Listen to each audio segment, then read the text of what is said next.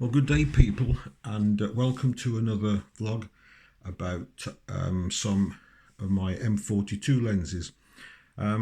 This is really a continuation of the last vlog I did when I sort of covered a few lenses, M42 screw lenses that I got in my collection. From memory, I think there were two Meyer Optic lenses, a Russian Helios, and there was a Fujinon lens as well, all M42 fit. And I sort of split the vlog into two parts because this time I want to just show you the M42 Takumars I've got, and sort of a brief history into how I came by them. Plus, if there's time, a look at some other Pentax bits and bobs. So this is very much a Takumar stroke Asahi Pentax vlog. And so without further ado, what I've done, I've got four lenses to show you, all Takumars. And I'm going to start off with the widest lens, which is a lens that I actually did buy off eBay a few years back, and it's this one. It's the 28mm f3.5 lens. This lens has come with a skylight filter or UV filter. It's quite reassuring when you buy lenses and they've come with a filter like that, because it probably shows that the owners have taken the care to put a protective filter in front of the front element, as it were. You do have to bear in mind though that you need to have good quality filters, because of course the lenses are looking through another piece of glass, and so you have to bear that in mind. But they are quite useful. In many respects, I wish I got UV filters on all of my lenses. I haven't. I always intend to swap it from one lens to another. Not this particular one. This came with the lens, but I've actually got a Pentax, a Takumar UV filter that tends to just end up on the 55mm lens, and really I should swap it about, because they are very useful, particularly if you're out there in wet conditions. They do offer good protection. But anyway, I decided I'd buy this lens really for use on my digital cameras, because at 28mm, if you mount that onto a micro four thirds camera, you've effectively got a 56mm lens. You put it on an APS-C sensor, and you've got a very mild wide angle lens at 42mm, which is quite a useful focal length.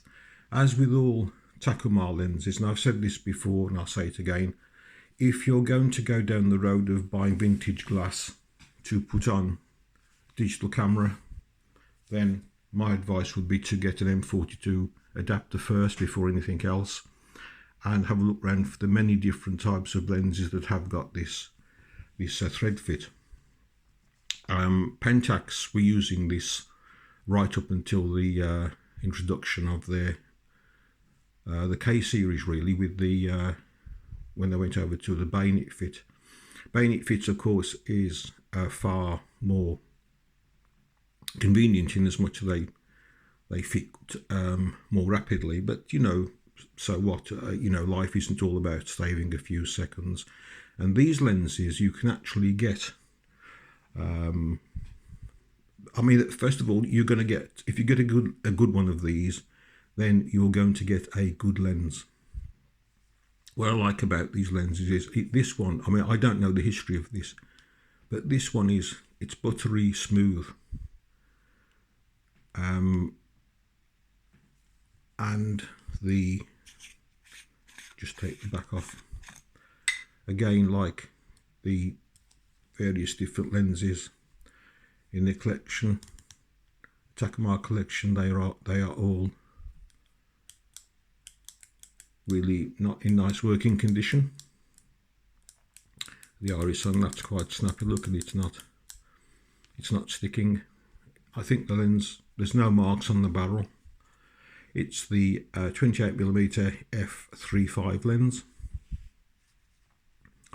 and it's a useful one to have in the collection. Being a 28mm one, I think this is a 7-element lens, so that's the only lens that I can show you that I don't know its exact history. The only slightly minus point with this lens is the lens cap doesn't fit very well. So as a temporary repair, I've just put some parcel tape around here just to reduce the diameter fractionally. So now it does actually fit snugly on and it doesn't fall off. Problem is though, the glue from the tapes managed to deposit itself on the filter as well, but that will come off easy enough. I shall have to devise a sort of slightly better method to doing that. Maybe even pinching and getting some pliers and just gently pinching the sides in a bit. I don't know. I'll see what other ideas I can come up with. It's just a minor inconvenience, but I don't want to lose the lens cap.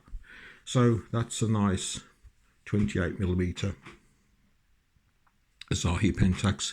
These lenses are incidentally all these super multi-coated ones, the SMC lenses, because the original lenses, I think they started out, oh crikey, yeah, they started out as auto Takumars, I think, with the M42 thread. And in the early 60s, they put a single coat on the lenses and they became super Takumars. And then later on, probably, I don't know, early 70s, they started multi-coating the lenses and they called them SMC lenses or super multi-coated lenses, and they gave better light transmission. If you talk to most people about these, or if you read other reviews, people tend to be very, very positive towards these lenses, as indeed I am. Anyway, the next three lenses I'm going to show you during this rambling are or were purchased by me as new, and they also come in these cases as well, like this one. So this one, another wide angle lens. I did buy this brand new, probably sometime in 73 or 74, and this is the f3.5 35mm SMC Takumar. I've had this lens, as I say, from brand new. It's another one which is buttery smooth, as all these lenses are, providing they haven't been abused. And it's a 35mm focal length. It's a very nice length. Of course, put it on your micro four thirds camera and you've got a 70mm lens, which is quite a nice portrait lens. Put it on your APS-C sensor and you've got around about a 50mm lens. This one was, as I say, bought brand new in the early 70s. Now, I've been thinking about what was going on in the early 70s. I mean, when I bought the Spotmatic 2, I bought these sort of later on as I could afford it, because back in the 70s I actually had a pretty well paid job, and I was single, living at home, and I had quite a good disposable income, and I used to like disposing of it rather. And so I bought the camera. I've been interested in photography for quite a long time, and I found that I got the wherewithal to, invest some quite serious money. Of course, in today's standards, it sounds peanuts, but you have got to remember you have to put this into perspective. And the cost of living goes up and up, so do wages. So, but I was buying what were considered to be quite expensive bits of gear back then. So that's the 35mm one. Nice, useful focal length. And what I have noticed now with age is that some of these cases, these are the original cases, the padding in these, which is foam backed, I've noticed that the foam had started to deteriorate. And it was forming dust inside. Now, well, it's obviously not dust as in sand type dust, but it's dust as in a disintegrating foam, and that's something you don't want in lenses. So what I did, I took this like red felt out and removed the remains of the thin foam layer that ran behind it, and then I glued these back in. And I think that seems to have mainly solved the problem. But these are, you know, quite nice little cases. So that's I'll put it back in its little box. So that's the 35mm one, and this is the lens that I bought with the camera.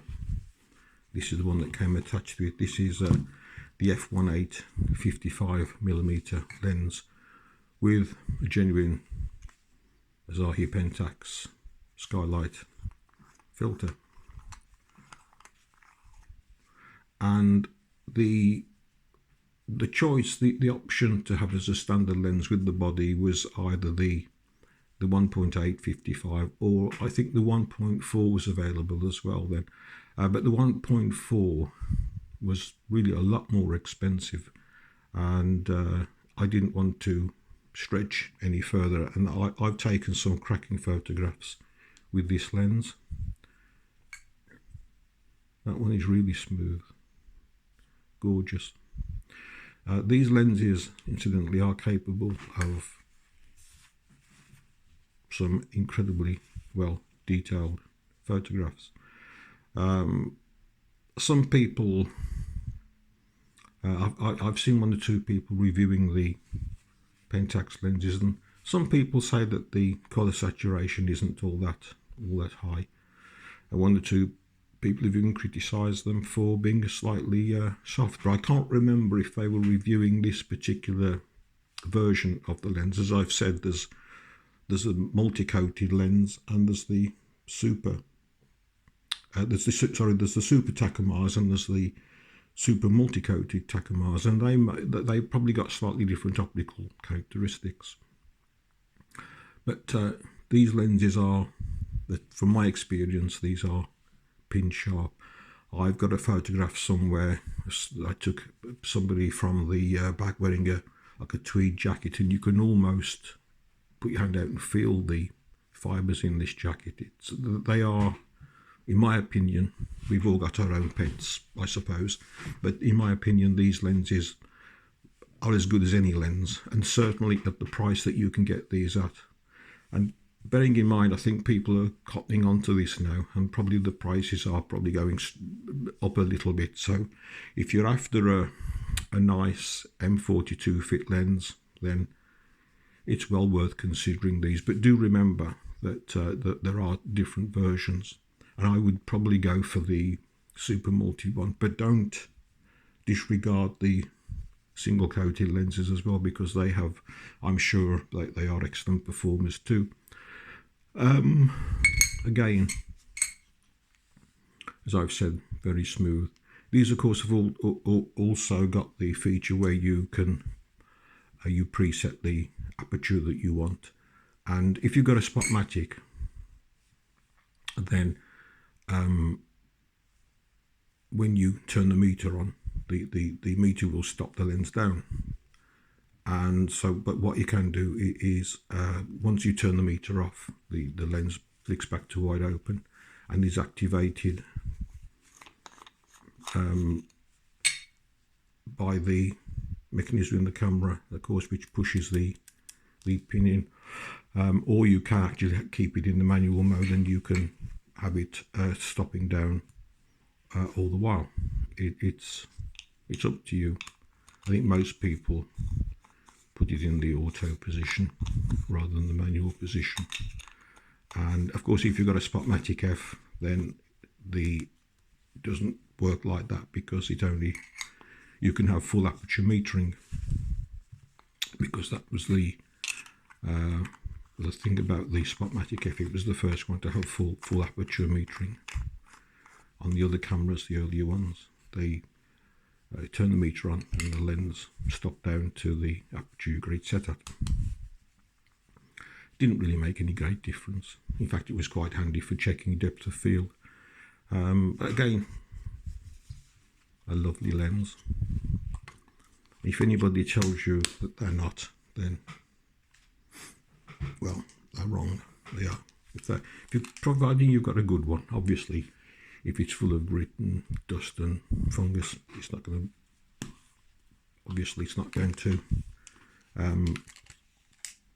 perform properly. But if you've got one that's optically clean, then, by the very nature of things, you're going to have a decent lens. Now, this is the third lens. This is the 135mm f3.5 lens, a mild telephoto lens, quite useful. And of course, if it's incidentally, with the 55mm we've just shown, you put that on your Micro Four Thirds camera, you've got a effective focal length of just over 100mm. On a APS-C camera, 80mm. So they're quite a nice portrait lens. So go on to the 35, and if you put this one on a Micro Four Thirds camera, you've got a 270mm effective focal length, which is actually quite a powerful telephoto. Put it on the APS-C camera, and you've got a 200mm. Again, quite a powerful medium power telephoto. Now, interestingly, I've found the receipt to this particular lens, which I'll just show you. This was bought from Reeves Photographic. Now, although it doesn't say so there, it's got two addresses. One's Hazelmere in Surrey, and the other one is Union Street in Bristol. This gear came from neither of those. It came from their Birmingham branch, which I think was in Corporation Street. I spent many Saturday afternoon, when I work Saturday mornings. In the afternoons, I'd actually catch the Quinton 9 bus into Birmingham. Didn't drive there, even back then. Much more convenient to go on the bus. And I would find myself in the Reeves Photographic establishment buying things like this. And Reeves, as I remember, was one of the discount photographic shops, because I had to sort of look this up this morning, but in the UK at one point we had something called retail price maintenance, or RPM, and this was a system whereby the manufacturers and the dealers sort of agreed to a price to sell something. So it didn't matter where you went for your camera, as I understand it, you would pay the same price. And retail price maintenance, now I thought it was the late 60s, early 70s, but it wasn't. According to the research I've done in the UK, it disappeared in about 1964. But what it did do, it opened the gates to a number of discount houses, not just selling cameras, selling all sorts of things. And the customer benefited. Of course, some dealers didn't partake in this sort of thing, whether they didn't have the buying power of big dealers or whatever. But I bought all this stuff that I'm going to show you came from Reeves, because it was as good a price as any. Whereas if you went to some of the dealers that weren't partaking in retail price maintenance for whatever, ex retail price maintenance, if they were still selling at the old retail prices, then not too surprisingly they probably didn't get a lot of custom. There was arguments at the time that, of course, if you buy it from a bona fide dealer, you'll get better customer service, or if there's something wrong with the camera, they will sort it more efficiently than other people. Those sort of arguments came forward, but it didn't cut any ice with me. I always went for the cheapest or the least expensive, which reads were very, very competitive. It did, I think, eventually did put quite a few camera businesses out of put quite a few retailers out of business. But maybe they didn't have the buying power, or maybe they just didn't want to. What can I say? Maybe they wanted to make their profit and they weren't prepared to do big turnovers. Maybe they hadn't got the wherewithal to buy in bulk, because this is how it all worked. So whether it's right or wrong doing that, the point is I did because you get things, at good prices. And so anyway, that's the bit about retail price maintenance. But going back to this receipt, it is for this camera, because although the ink's sort of gone blurred over that's my old address there when I was single. That's my parents' house there. But I can just about make out it is for this lens, because the serial number ties up with there. And this lens cost the princely sum brand new £41.70. I think it's 75 pence. Could be 95 pence. Plus, I think it's another £2 for the case. It's not very easy to read this now, but it's I think it's 41.75. Anyway, it's either 41.75 or 41.95, which back then, I mean, that was in what was it? I bought it on the 7th of December 1973. So I'd have bought the new camera, the Spotmatic 2, in 1973, and obviously this lens as well. And I carried on buying odds and ends from Reeds for quite a long time. So again, a very nice lens, which has served me well and is still in lovely condition. The only thing I had noticed, there's a little bit of a dink occurred right there on the just the edge of the hood. No idea how that happened, but of course, when you've got the lens attached and you've got the lens hood as well, then you've got quite a bit of a sort of overhang, if you like, of the camera. And I probably turned and just caught it on something, maybe an errant wall or something like that. But that's the only little bit of damage and that's on the hood. And the hood has actually done what it's supposed to do. Apart from control the amount of light that hits the ends, it actually protected the lens. So sorry about that, hood, but you did a fine job. So we'll put that one back into its case as well. Oops, start again.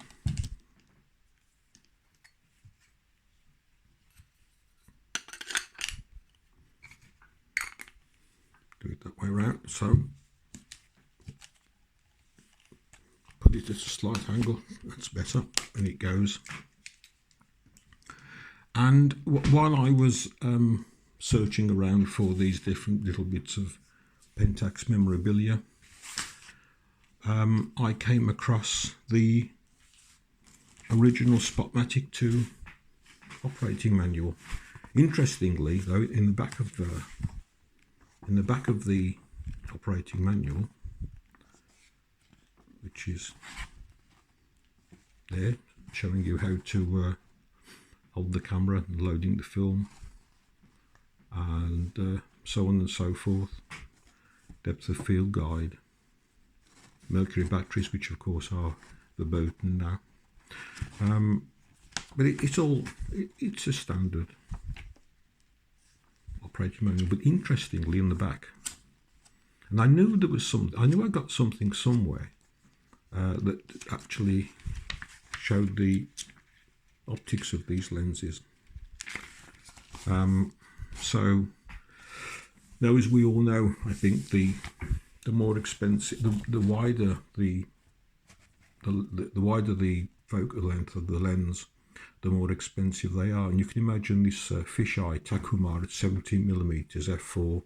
You can see the amount of glass that's inside that, and you can see why they are so expensive. But we've just looked at, interestingly, what do we want? What do I want? I want the, oh, there's the 28mm I showed you, 7 elements. And the 35mm one came, there was a slightly faster version. This is this one here. Where are we? Yeah, can you see that? That's the f2 version, 35mm, which would have been more expensive than the one I went for, which is the 35mm f3.5. I don't know whether you can see that there. And what else have we just looked at? The 55. Yeah, there's the 55mm f1.8. There you can see its details: minimum aperture, minimum distance, angle of view 43 degrees, its weight 201 grams or 7 ounces. And what else? There's the other one. That's the 35mm f3.5.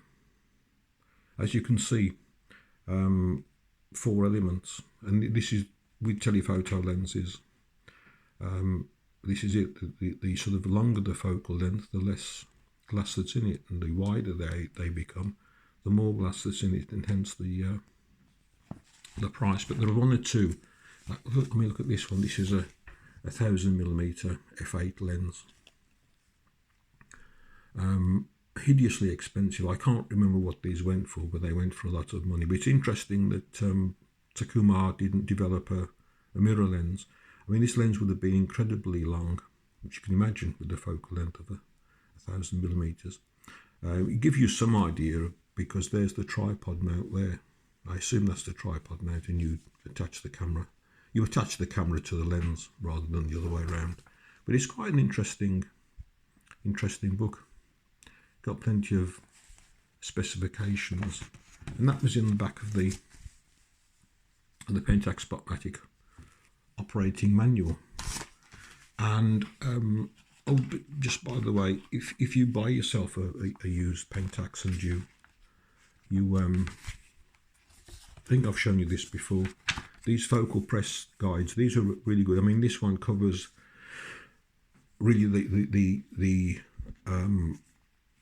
whole Pentax range, or the later range, starting with the SL, goes through the Spotmatics. It also covers the Pentax K and so on, and the earlier S1 types. Focal press, you'll see these on eBay for sale sometimes, and they are really useful, because they cover all the details about operating the camera, just as but there's more detail, I think, and this certainly covers the whole range rather than just one specific camera. So if you're going to buy a Spotmatic, or an earlier one, the pre-Spotmatic range of the S series, it'll go even further back, you will find that these books cover it, so quite useful. And what else have we? Now this is another. I've got 2 of those. I think these must have come with the lenses rather than the camera, hence the duplication. But these booklets, of course, again cover the lens, but they don't cover it in any more detail than the one with the camera does. But I've picked this one out deliberately because I've got some prices here. I've got the retail prices, and I've got the reads prices. The retail price of, for example, the 28mm, about £94.60p. Now, whether you could actually buy it at £94.60p, I don't know. But the reads price was £52.50. And so it goes on with some others as well. the 35mm f3.5, for example. Reed sold that for £34.50, retail price £62.87. So I don't know, I can't remember now, whether these were the prices that the dealers who weren't doing any discount would be, which with the word retail does sort of suggest that might be the sort of price that the dealers that weren't participating in any sort of discount might be charging people. I don't know, unless that's just the official retail price, which nobody sold at. It's just a sort of a paper price. I don't know, but you can see where the discount house is. You can see why they became so popular. So that's the range again, which we've actually already looked at. There's the specifications, and also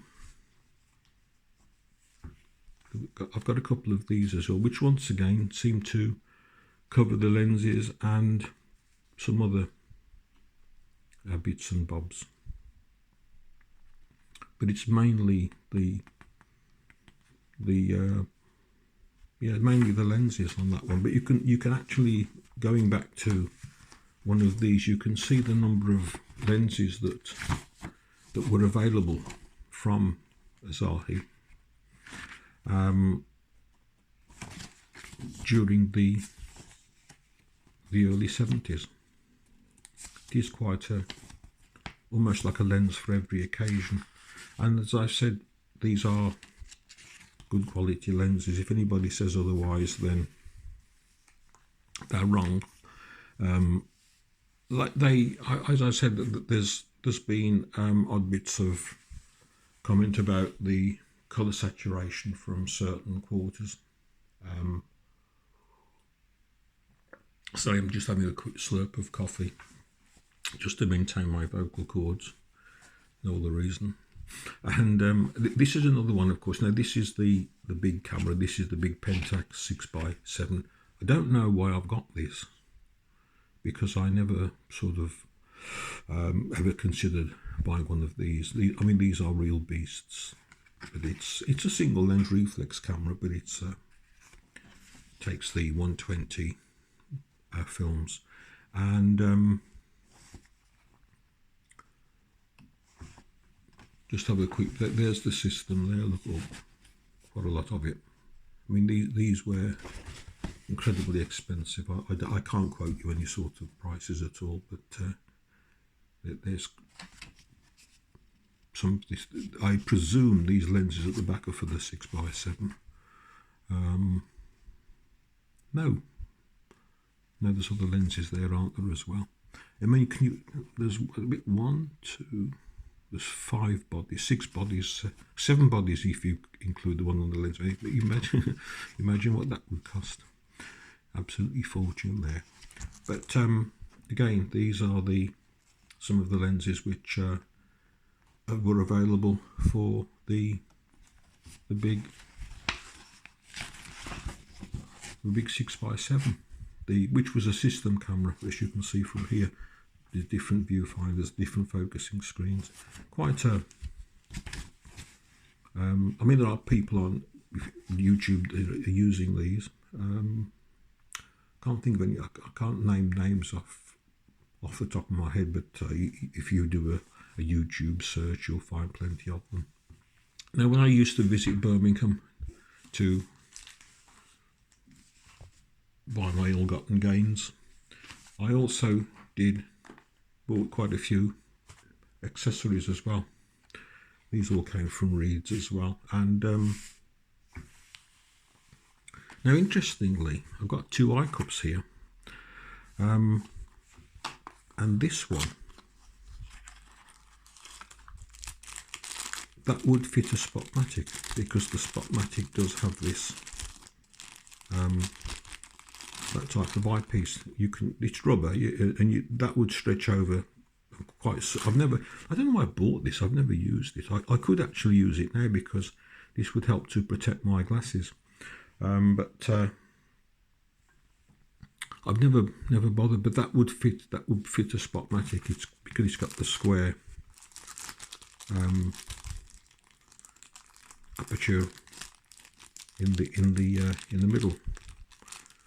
Now, because I'm recording this, you can see how awkward it's going. It's not going to go. It's not going to play ball properly. Go back in. It's sort of half done it. 85 pence. Peanut, isn't it now? But I've got another one. And this morning I was just going through these boxes just to make sure that what's inside them is what's supposed to be inside them. And this one doesn't have that square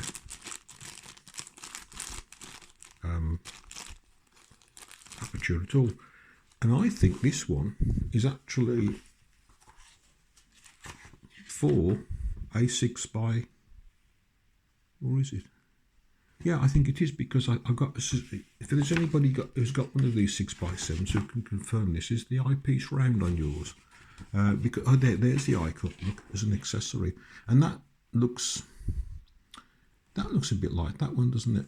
So I wonder if I was, for some reason, given the wrong one at some point. It's just got Asahi Pentax on there. Doesn't seem to have anything else, but it's that wouldn't fit a Spotmatic. It's round, so I don't know. I think that might be a 6x7 eye cup. If anybody's got a 6x7, they can confirm that. Then do let me know. It's never been used anyway.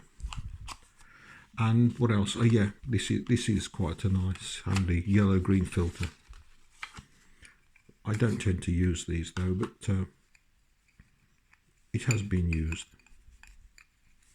And like all Pentax optics, it's rather nice. That's the 49mm thread. Yellow-green. What the yellow-green filter does, if you're using monochrome film, and these filters like this are obviously only for monochrome film, but they tend to bring the sky out. It's funny actually, because if you, as I do now, if you develop film and scan the negatives scanners are very good at bringing the clouds out. Now, that wasn't always the case when you're doing printing onto printing paper, unless you deliberately dodged the top part of the picture, the image. Oh yeah, that is a rear lens cap, but the rear lens cap is obviously in use. Yeah, no, this is a close-up lens. Quite handy if you're doing, well, as the name suggests, close-up work, sort of almost macro type stuff. You can't get super close, but in fact I can't offhand tell you just how close you can go. But as its name suggests, you screw that onto the front of your existing lens and you can go close up. But of course, with all these contraptions like this, your depth of field is very, very narrow. And really the only way to get around that problem is to use a macro lens. Another one with the price on here, £5.25. But we'll look at this one. Oh no, I know what that is. That's the actual that's the UV filter that's on the 55mm one, 55, which you've seen. So that's effectively an empty box. And what else have we got? I know what's in here. This is a standard lens hood. That's plastic. Feels like plastic, and that's for the 55mm lens. And I've rarely used that, probably because I've forgotten I got it.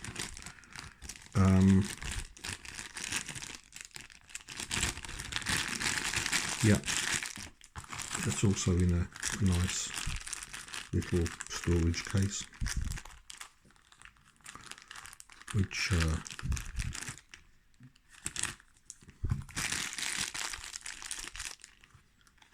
no doubt the lens won't go in that well because I'm filming it, but no, I'll leave that. And these are a set of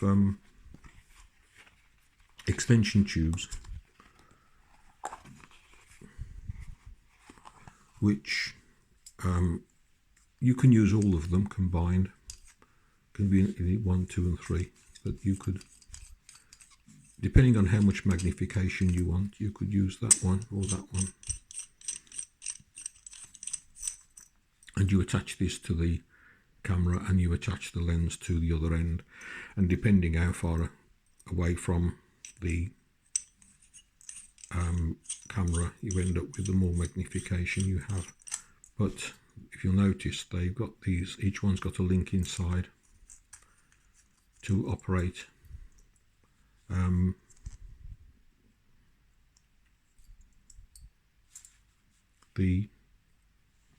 no, sorry, I tell a lie, they haven't. Yes, they have, yeah, well, I couldn't see for looking there. Each one's got a pin that activates the autofocus. So if you've got a lens on that side, then as you feed it to the camera, this will activate.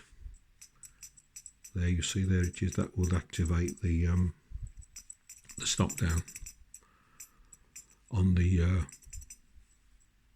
on each lens, the stop down rather on the back of the lens. So I haven't used these in years, so I will put number 1 on to number 2, and those, they will all line up, so you can still have your stop down metering. Again though, really, when you use things like this, it doesn't matter which they go. So I'm pressing the one there, but it's actually activating the one this end. But again, if you want to do serious macro, I think the lenses are far better. You'd always, the more you magnify using your standard lenses or whatever you're using, then the depth of field becomes incredibly narrow, and it's really quite a challenge to use them. So anyway, that's it. That's my collection of Pentax stuff. I think I've shown you virtually everything. You've seen the 2 cameras before, so I won't worry getting those out. But again, you know, the whole idea of this was just to explain that the Pentax lenses, the Takumar lenses, if you can get a nice one, they are really good value for money, and they're excellent optical performers, and they actually feel really nice. It's one of those things that you can't really explain, but just by playing around with it like that and holding it, it's a weighty piece of lens, all metal body, and it just they feel like a bit of quality. It's just the way everything operates on them, particularly that buttery focus ring. So certainly consider the Takumar lens. Certainly consider getting yourself an M42 adapter, if nothing else, and have a look what's on the market with the M42 fit. And anyway, I think that's it now. Where are we? We're 44 minutes. I wanted to make my vlogs a lot shorter than this, but I thought I'd cover the whole thing anyway. So thank you for your time. I hope you enjoyed. It was a completely Takumar Pentax themed upload, and I'll see you soon, and do take care. Bye for now.